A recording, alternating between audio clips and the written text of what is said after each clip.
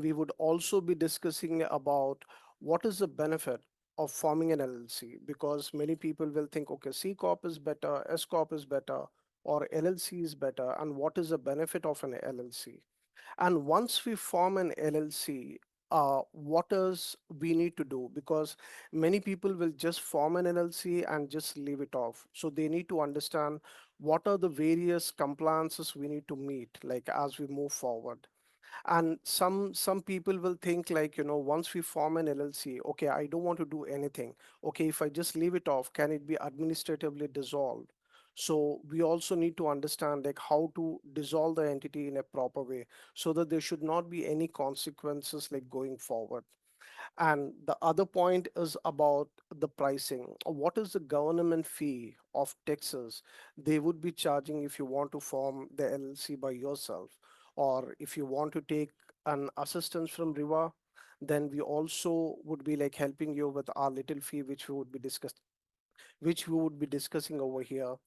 And also, like, we would be discussing a little more about the beneficial ownership information report, which is nothing but like there is a new act came in 2024 January, for which we need to like, like report the beneficial owners information to FinCEN department. So that is again a law which has to be like fulfilled, and what is the due date for that and all.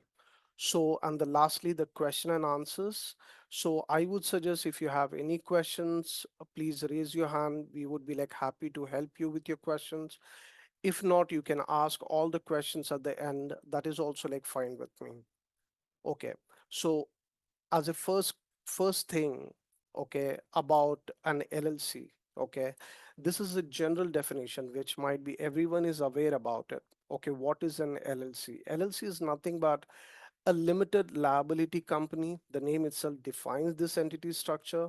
When I'm talking about the entity structure, there are like various types of entity structure, but currently we are only emphasizing on LLC.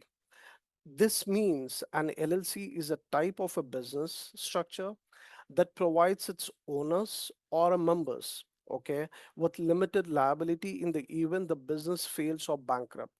So it combines the features of a corporation and a partnership or a sole proprietorship. I will talk you about like what exactly that feature is in the coming slides, because you would be like, connecting. If I tell you now, there may be an ambiguity what I'm talking about.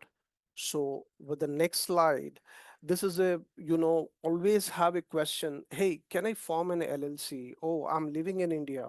Okay. Hey, I'm on a H1, I'm on L1. I don't know what to do. Can I form a business, and how to form a business? Or, okay, can I just start a sole proprietorship? All these questions would be there for many of the people, right?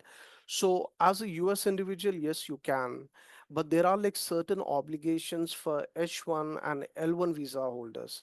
The reason for them is because they are aligned to their employment and they cannot do like elsewhere. So there is a gray area which tells, hey, you can form an LLC, but you should be a limited partner, not an active partner. Okay. You should not be like actively involved into the business because you're on like H1 and L1 visa. But if you are a citizen or a permanent resident, then there is no restriction at all.